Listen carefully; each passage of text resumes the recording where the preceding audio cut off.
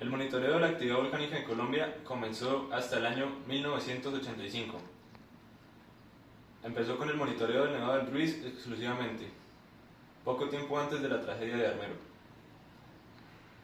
Este era un servicio muy pobre, muy deficiente, porque lo único que se hacía era medir actividades sísmicas y evaluar la liberación de gases a la atmósfera y observar a través de fotografías y con los investigadores que estaban en el Nevado. No es hasta el 2004 que aparece un sistema para clasificar las amenazas que representan las 25 estructuras volcánicas que hay en Colombia, pero este era un sistema a la vez arcaico, porque lo que intentaba era predecir amenazas futuras y no evaluar las amenazas que representaban para la comunidad en el momento. En el 2007 se creó un nuevo sistema un poco más avanzado, pero lo que se propuso en septiembre de 2023 es un nuevo sistema que no evalúa las amenazas futuras, sino que evalúa el riesgo actual del volcán.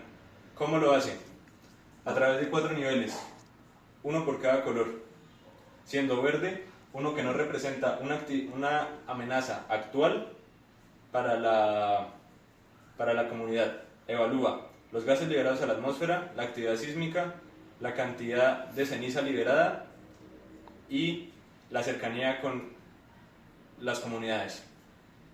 En este nuevo sistema, el único estructura volcánica que fue reclasificada son los nevados Santa Isabel, que son 2 domos, los cuales por una actividad sísmica aumentada en los últimos 6 meses fueron catalogados de verde a amarillo. También se estableció que los procesos de evaluación van a ir en función de la peligrosidad que representa el volcán. Los verdes van a ser evaluados con menos frecuencia y los amarillos van a ser evaluados con mayor periodicidad. Se van a hacer reportes del nivel amarillo, o sea, del nevado anteriormente mencionado, Santa Isabel, todos los martes. Va a salir un boletín hasta que se pueda restablecer a la amenaza verde, estado de alerta verde, o se va a seguir evaluando y se van a tomar medidas al respecto. ¿Qué más se puede inferir de los reportes del Servicio Geológico Colombiano? También se puede inferir que va a haber un aumento en la infraestructura para el monitoreo de las 25 estructuras volcánicas, porque va a haber un aumento en la periodicidad de las pruebas. Esto nos puede llevar a pensar que se va a empezar a dar cabida a formas de monitoreo nuevas.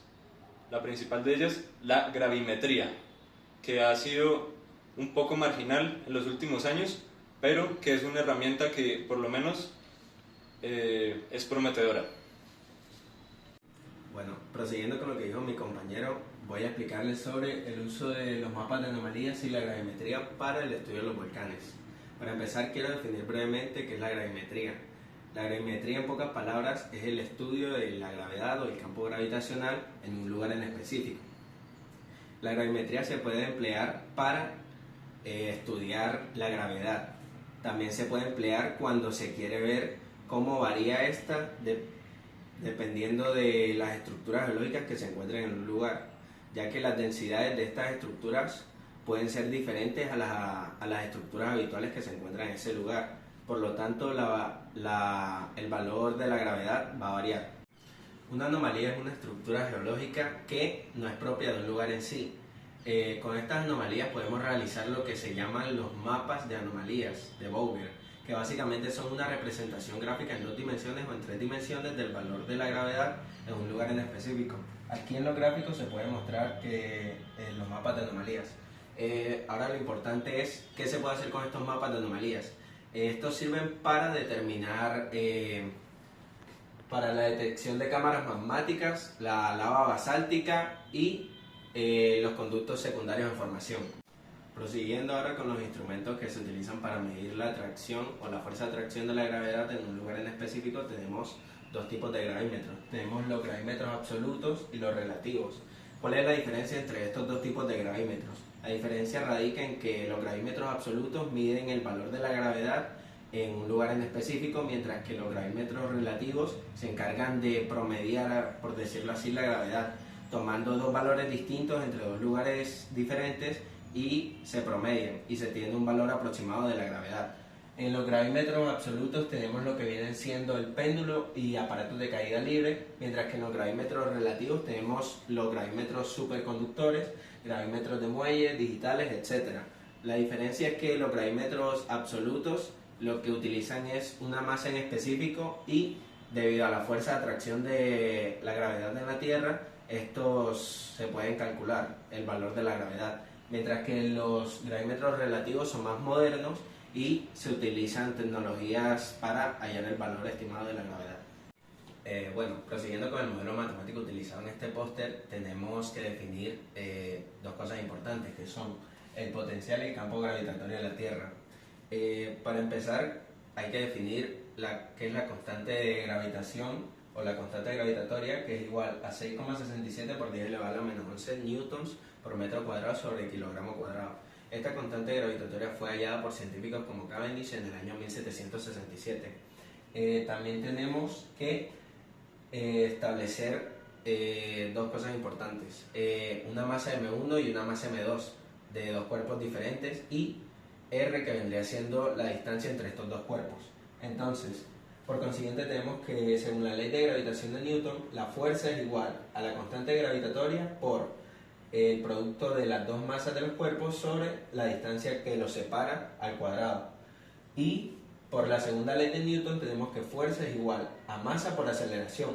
Entonces, al igualar estas expresiones de fuerza, tenemos que la ecuación 1 es igual a la ecuación 2, y al despejar A, que vendría siendo el valor de la gravedad, tenemos que va a ser igual a la constante gravitatoria por la masa 2 sobre la distancia que la separa al cuadrado.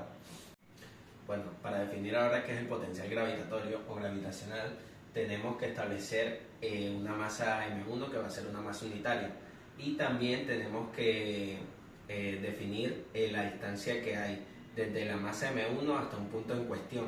Esta distancia va a ser reemplazada por R. Entonces, tenemos la ecuación de que el potencial gravitatorio es igual a menos la constante gravitacional por el valor de la masa sobre la distancia que hay desde el punto inicial hasta el punto final, que vendría siendo el punto de caída. Ahora bien, para explicar cosas como la gravedad neta, tenemos que la gravedad neta es igual a la gravedad terrestre menos la gravedad centrífuga. Pero la gravedad centrífuga, ¿qué es? La gravedad centrífuga es la masa de la Tierra por la aceleración centrífuga. Pero esto también es igual a su vez a la masa de la Tierra por W al cuadrado por RT por el coseno de alfa, donde alfa es la latitud geográfica en ese punto dado, W es la velocidad angular de la Tierra, que a su vez es igual a 2pi sobre el periodo, y esto es igual a 7,29 por 10 a la 5 segundos a la menos 1. También tenemos que T es el periodo de rotación de la Tierra, RT el radio de la Tierra y MT la masa de la Tierra.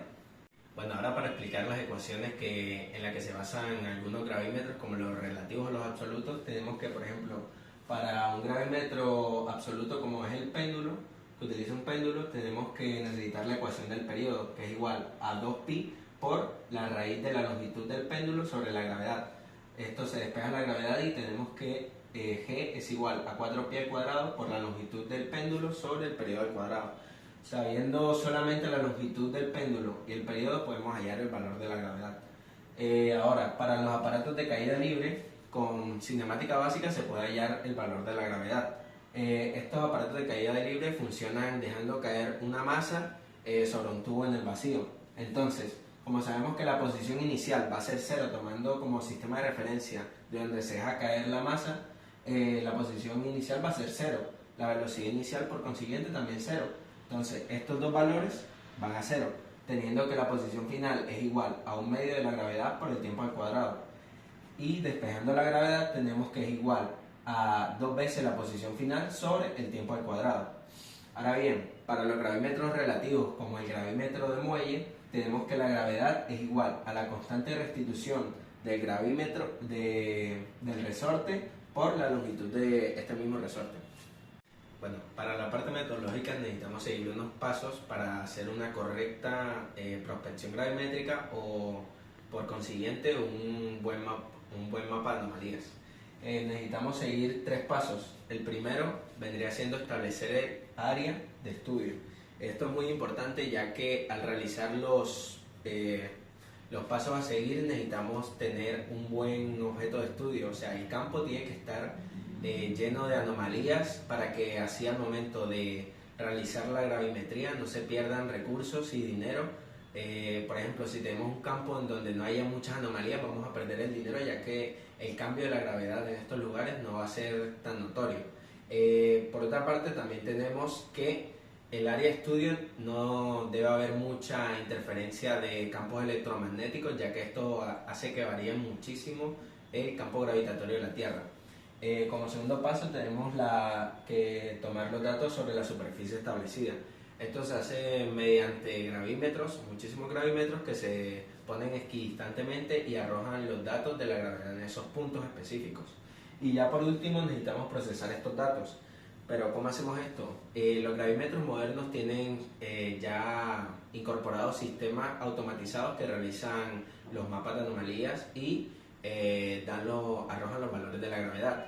Y si no tienen estos sistemas automatizados, se pueden también mandar a que se hagan mediante programas que hagan estos mapas de anomalías o calculen estos valores.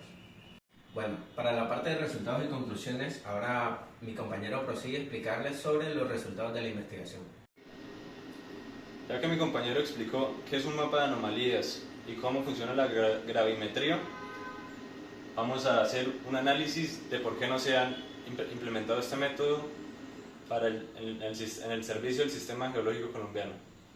Lo que pasa es que es un método costoso. Como mi compañero bien explicó, los gravímetros son instrumentos de alta precisión y los gravímetros necesarios para medir la actividad volcánica deben ser mucho más precisos que los utilizados en yacimientos de petróleo. Además, los utilizados en yacimientos de petróleo siempre han tenido fines comerciales, los cuales generan ingresos activamente. Esto es una inversión a largo plazo, la cual no había tenido cabida por el esquema anterior de medición del riesgo. Bajo el esquema actual, sí tiene más cabida. Sería prudente por el Servicio Geológico Colombiano implementar este método, empezar a utilizar el sistema de mapeo para buscar cuáles son las cavidades que pueden suponer un problema si se llegan a integrar al caudal principal de un volcán, porque esto fue lo que pasó en Armero. Se desconocía de la cantidad de ceniza volcánica que se pudo integrar a la erupción. ¿Por qué? Porque no se conocía de las cavidades que había en el subsuelo.